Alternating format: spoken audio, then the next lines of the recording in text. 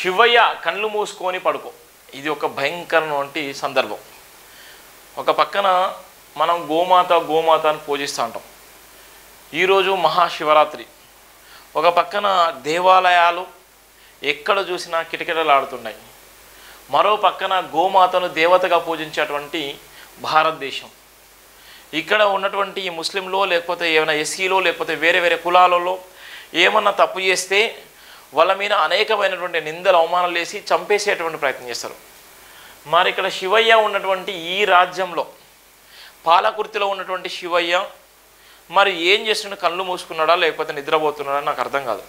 ఇక్కడ ఉన్నటువంటి ఇక్కడ చూశాండి ఈ గేదెలు ఈ ఆవులు ఎంత భయంకరంగా ఉన్నాయో, ఎంత బాధాకరమో. గోమాత గోసపడుతుంటే కనబడతలేదా మూగజీవుల రోదన, ఇది ఎవరి పాపం? రక్షణ లేక రాలిపోతున్న గోవులు.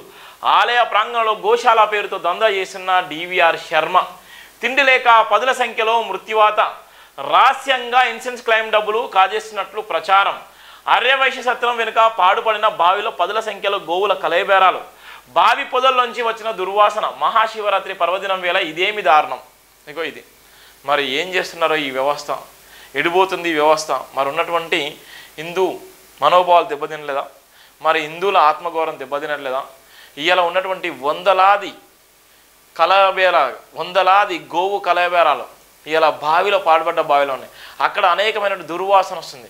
అవిటి నిజంగా తిండి తికనం లేక డివిఆర్ శర్మ అనేటువంటి పాలకుర్తి, పవిత్రమైనటువంటి పాలకుర్తిలో ఇంత దారుణం జరుగుతుంటే మరి ఎక్కడ పోయిల్లు వ్యవస్థ?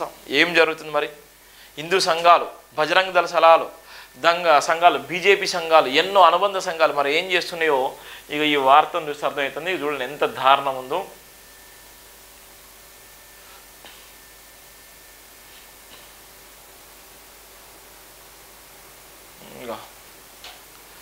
గోమాత గోసపడుతుందని స్పష్టంగా రాసినాం.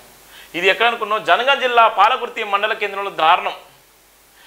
పాలకుర్తి పట్టణ శ్రీ సోమేశ్వర లక్ష్మీ నరసింహస్వామి ఆలయ ఆర్యవైశ్య సత్రం వెనుక పాడుబడిన బావిలో గోశాలలో గోవుల మృత్యుపడడం కలకాలం రేపుతుంది. మంగళవారం ఆ ప్రాంతంలో పొదల్లో నుంచి దుర్వాసన వచ్చింది. ఏంటా అని చూడగా పదుల సంఖ్యలో గోవులు కళాభరణ కనిపించడంతో అక్కడి స్థానికులు షాక్ అయ్యారు.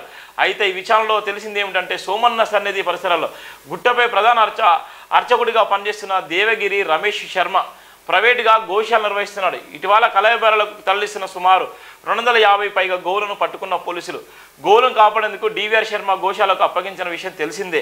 అయితే గోవులకు సరైన రక్షణ తినడానికి తిండి గడ్డి మేత లేక డొంకలు ఎండి ఆకలితో అలమటించి పదుల సంఖ్యలో గోవులు మృత్యు చెందినట్లు స్థానికులు చెబుతున్నారు.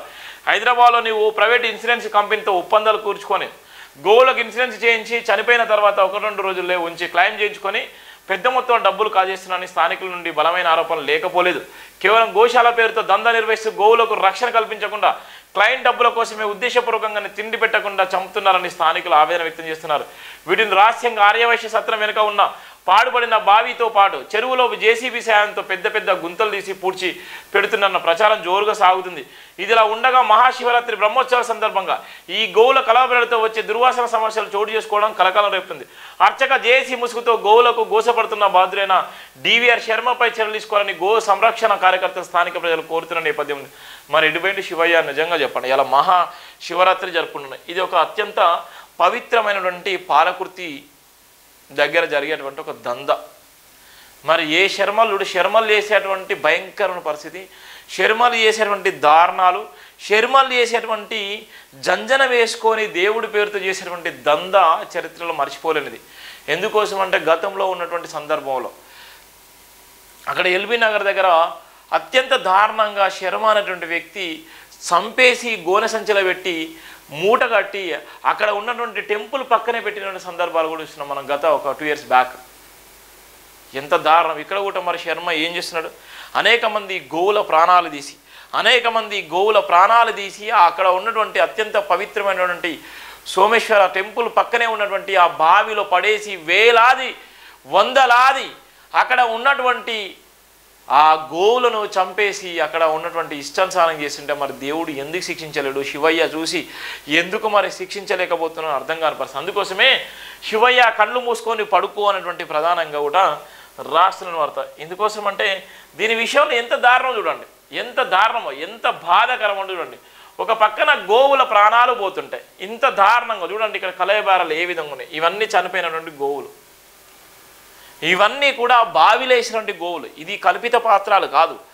జైభీం దినపత్రిక, జైభీం టీవీ ఏదున్నా ముక్కుసూటిగా మాట్లాడుతుంది.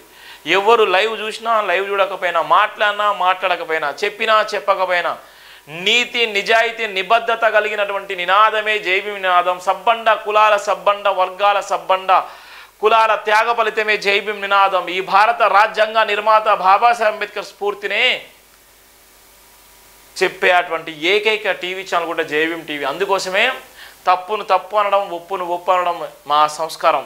అందుకోసం చూడండి, ఇక్కడ ఉన్నటువంటి ఎన్ని గోవులో ఎంత భయంకరమైన పరిస్థితి. చాలా బాధ అనిపించింది. ఈ వార్త 12:30కు 1 గంటలకు రాసేటప్పుడు, ఈ ఇన్ఫర్మేషన్ తీసుకొని రాసేటప్పుడు చాలా అంటే చాలా బాధ అనిపించింది.